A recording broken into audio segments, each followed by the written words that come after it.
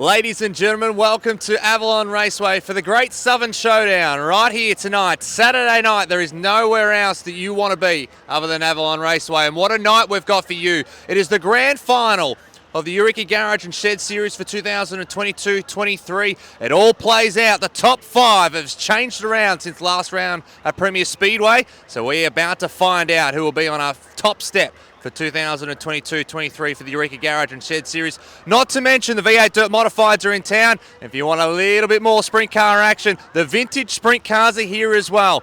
Make your way down here. There's plenty of time. Gates have opened. Cars are on track from 5:30. Let's jump into pits with a couple of people behind the scenes.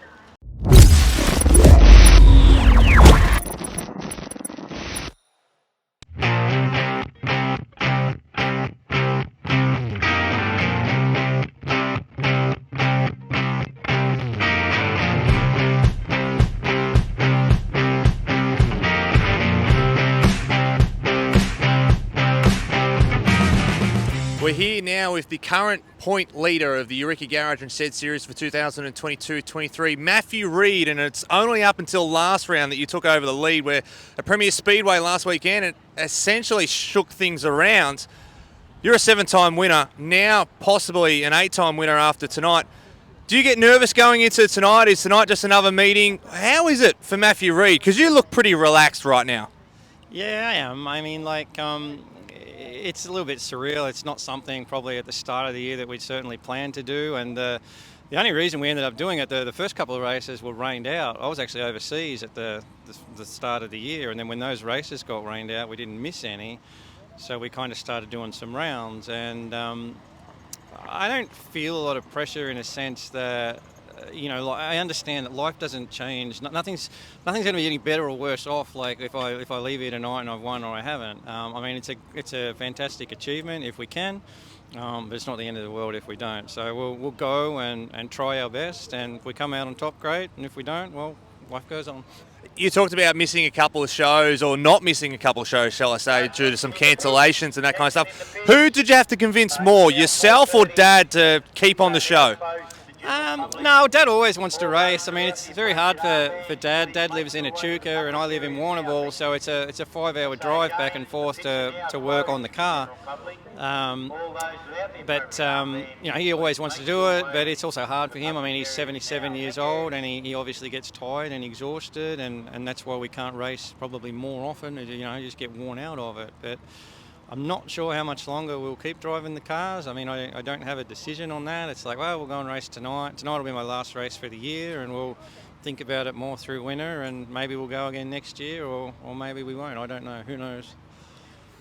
You seem pretty cool and calm and collected, and that's just shown by the jeans and the hoodie and the beanie. I've got to say to everyone that's out there, it's not freezing cold here at Avalon Raceway. It's probably a little bit colder down in Warrnambool, the southwest. What's going on? Is this just your pre-race attire? Is this normal? No, well, if I take this off, I get no hair, so then I get a bald head. When you got a bald head and the wind blows, you get a cold head, so I need to keep my head warm. We talk about in terms of the whole series running, a number of different tracks over a number of months. Is it just about consistency, just whenever you can, get as many points as you can, whether it's transferring from a B to an A? You sit at the top, but haven't been, on the top podium step each and every night, but been thereabouts. It's just being about consistent, isn't it?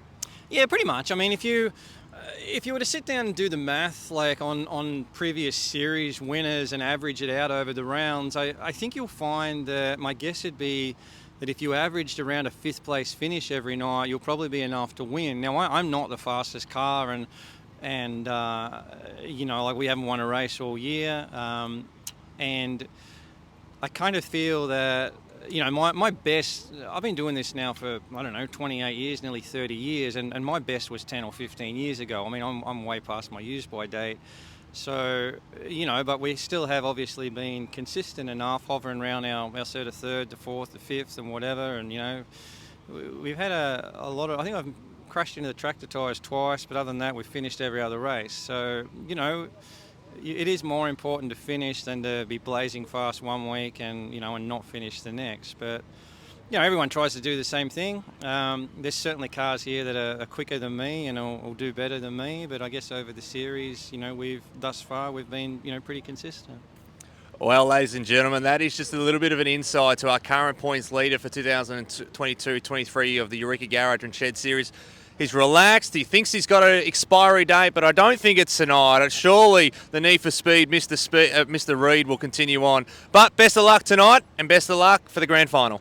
No worries. Thank you. Well, ladies and gentlemen, we're just tucked in here in terms of the trailer with Terry Rankin, who currently sits second in the Eureka Garage and Shed Series for 2022-23. Terry, it's been a bit of a scramble in terms of points over the last couple of rounds. Now sit yourself in second. Tonight being the grand final, do you feel a little bit of pressure? Do you feel it mounting, or is tonight just another meeting and you just go through what you need to do? Just treat it as another meeting. We've bled a few points the last couple of shows, but it's been sort of out of our hands why that's happened. We've been fast enough, we just haven't had the luck, and we've been caught in other people's silly decisions. And we got the car speed, so providing we do all the right things, we may catch him, we may not. But I think, either way, we've had a good year, and it'll be what it'll be. You talk about a good year. Obviously picked up the win at Hamilton not too long ago, but you've been there or thereabouts in most of the races. You've got to feel pretty comfortable in this car and the whole package as a whole. You're looking good, feeling good, and pretty comfortable on track? Yeah, we were. Portland took a bit of a toll on us because we lost 3 of our 4 good shocks, and we're back on some other older ones, and they just behave a little bit differently and a few other things like that. But overall, we started to get the package dialed in, and we were consistently banging out good time trials and then heat racing well, and then the final we were leading laps at most nights and things like that. But again, it's one of those things. We worked on it, we got it good, had a bit of a step back, and now we're just sort of inching back towards it again. You've stepped through the ranks in terms of Formula 500s and up to sprint cars. This is obviously the end goal for most people, but in terms of yourself, you've got to be pretty comfortable where you sit right now. You sit second in the Eureka Garage and Shed Series. If you go back 5 years ago, do you think you probably would have been here, or were you just trying to hold on to whatever you could? Nah, the ambition was always to make it to sprint cars, and that was always the end goal. How was the question, I guess, of how I would get here. Leading the series and things like that, that's just all, if you're good enough, you'll end up sort of getting there if you put in the work with your car and stuff. But I'm really grateful for the opportunities and where I've landed, and hopefully it'll keep going a little bit longer. And the path through formulas and junior sedans and stuff has been great, but if you want to get here, you just got to work hard, and hopefully you'll get picked up or you'll do it yourself. And in terms of the package and the car that you've got a couple of people who would like to thank for the opportunity for this year and for previous seasons as well? Obviously Phil and Chaz from A+ Powder Coating and PJS, they gave me the opportunity to drive their car after having a couple of skids in my own car, and really without them I wouldn't be here at the moment, or at least on a consistent basis. I'd only be doing 5 or 6 shows a night, but that's sort of it, really. No, fantastic. And I don't know if you can see, Graham, but just have a look at this. We've got some hero cards. He just said to me before that he hasn't signed too many, but ladies and gentlemen, if you are watching this and you want to make your way into the pits afterwards, come and check out Terry Rankin's VA29. He's got some cards that he will sign. You can't miss the car. It's orange powder coated, and there might be a specific colour that Phil might go on about, but I might get in a little bit of trouble. But we'll leave that to the people, the experts that do that. But Terry Rankin, best of luck for tonight. Best of luck for the grand final. We'll see you out on track. Thanks very much. Ladies and gentlemen, we are here with Ian Vale, probably someone that we don't necessarily see too much behind the camera, but he's here tonight. It's the grand final, of course, of the 2022-23 Eureka Garage and Shed Series. And Ian, we do this once again. You've been a part of this for 25 plus years. And each and every year, the amount of time you put in from admin point of view and race weekend, it all makes it worth it when it comes to the end of the season. We crown a winner, isn't it? Yeah, sometimes you wonder why you do it. But tonight, I'm really looking forward to the end result. We've got a good car count, and it's hard to describe. I mean, each year, we've been fortunate with our series over the years. It's nearly come down to the grand final every time, and to be involved in organising a series with our committee where that happens, it's got to be pretty competitive, so it's pretty pleasing. So, after all these years, and to have 20 years now with Eureka Garage and Sheds is absolutely amazing, but it's pretty special. In regards to what we don't see, obviously the fans that are watching this, that are out on the hill or not quite here at the moment, they don't see the amount of work that goes into it. And not only before round one, but even coming up to race night, How many hours, how many days, how many months do you have to plan? Is it as soon as we finish tonight, you start planning for next year in terms of talking the tracks, talking to drivers if they're interested, trying to get prize money and sponsorship? How long or how much does it take to put a series like this together? It's pretty lengthy. While we have partners, our sponsor partners each season, once the series is over, then we'll talk to them to see if they're happy with what we were doing for them. And then if they would like to continue, it's got to be an amicable partnership where it works for them as much as us. We don't want their involvement if it's not working for them. It's not fair. So you work on that. As for the track stuff, we're already talking to Tracks on race dates for next season, for not just the series, other dates as well. Documentation, all that was actually sent out on Thursday. So we send that to the tracks that have supported us over the last couple of years. We work on that, and then on the admin side, it's quite lengthy. I guess if you really work it out per race meeting, I probably average 2 to 2.5 hours every night doing the nominations and the programming, and then sending that off to the track. So it's pretty involved. There's a lot involved. It takes a lot of time, and you look forward to a couple of months off in Hawaii. You wouldn't have it any other way. We just touched on it before the opening, that you've done it for 25 plus years, and from a committee member up to the position you are now, you don't go away because it's too hard. You continue on and do it each and every year, don't you? You must love it. There must be a passion there in terms of not only doing the admin side of thing, but seeing the races out on track and seeing how close the series is. There's obviously a lot of passion behind it. Yeah, look, I've been involved in Speedway since I was 13.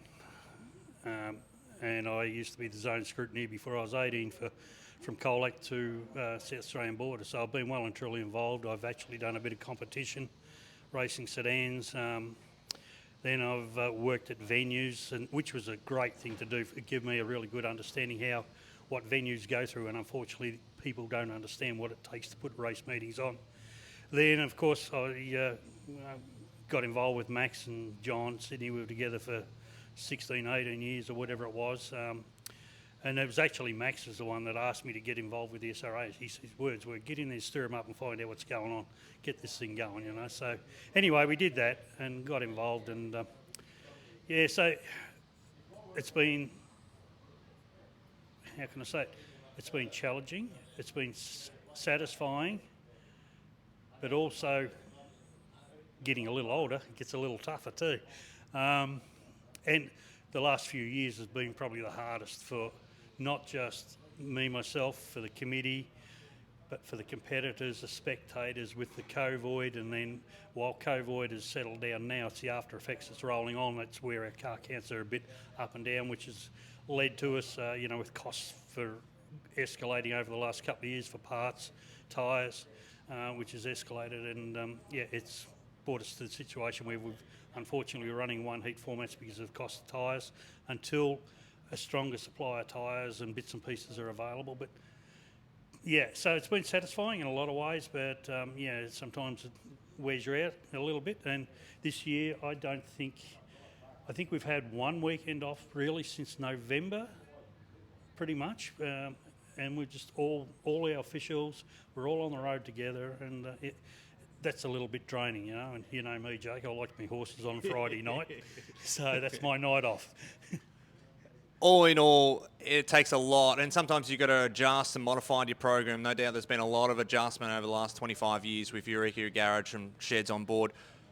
Before we go, Ian, have you got a winner? Is it going to be an 8-time winner, Matthew Reid? Is it going to be Terry Rankin from P2? Is it going to be someone else in that top 5? I know last week we had a real shake-up of the points in terms of who made the A-main and actually went up or down on points. But is there a winner in your mind, or are you not giving anything away too far? To be honest, I'm not really sure. I mean, what happened at Portland for basically the top 4 guys in the series, they all had a DNF for one reason or another, and that hurt Terry a little bit. Terry missed out on that by that few seconds on that last transfer spot last week. So Matthew got the edge, where Matthew went backwards a little bit the week before. But seriously, I think it's 60, 65 points or something separating them. I'm not sure exactly. I should, because I do the points, but I'm not really sure who's going to go there. I mean, look, if Matthew continues to finish, has a good time trial, is equal to Terry or better, And in the heat race, if they both finish around the same thing, it'll come down to where they finish in the final. I would say Matthew, if they both make the final, Matthew's going to have to probably finish in front of Terry by about 4 or 5 positions. Terry would have to finish in front of Matthew by 4 or 5 positions to take it. But if Matthew finishes anywhere in front of Terry, he's got it.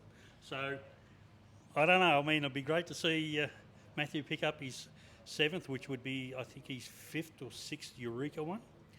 But it would be great to see Terry come through too. He's been doing a good job. Now, I know that we have random heating and seeding from there and pairs you put together. They're not seeded together at all, are they? No. Especially this weekend or the last few weeks, you take the guys in the series where they're running on there in order and make sure you don't have them clashing against each other. No. So with 4 heats tonight, it's been quite good where we can keep 1st, 2nd, 3rd, 4th, 5th, 6th, 7th and 8th away from each other and trying to be fair to everyone the best way you can. It's unfortunate when you got to do this sort of seeding thing. We could do random. It could go either way, but we try and do this. The drivers accept it pretty well, and the drivers actually come and do. We get 2 drivers to do the draws each night, so they see what's going on. As I said, there's a lot that goes into race night that you might not see, fans. Well, that's Ian Vale. He has a lot to do on race night. You normally see him up there in the tower and looking at all the lap times, making sure everything's okay when it comes down to points. And he'll be stressed once that checkered flag finishes tonight at the grand final of the Eureka Garage and Shed Series for 2023. That's all for the pre-race show. We'll see you out on track. He's got one more thing, sorry. Yeah, look, while I got the opportunity, Dominic Sabatino, I don't know, it's been great. He's emotional, Ian Vale, of course. He has been a part of this, and so has Dominic for so many years. And you can just see Ian just go out of camera there. But fantastic. Thank you very much, Dominic, and the whole team of Eureka Garage and Sheds.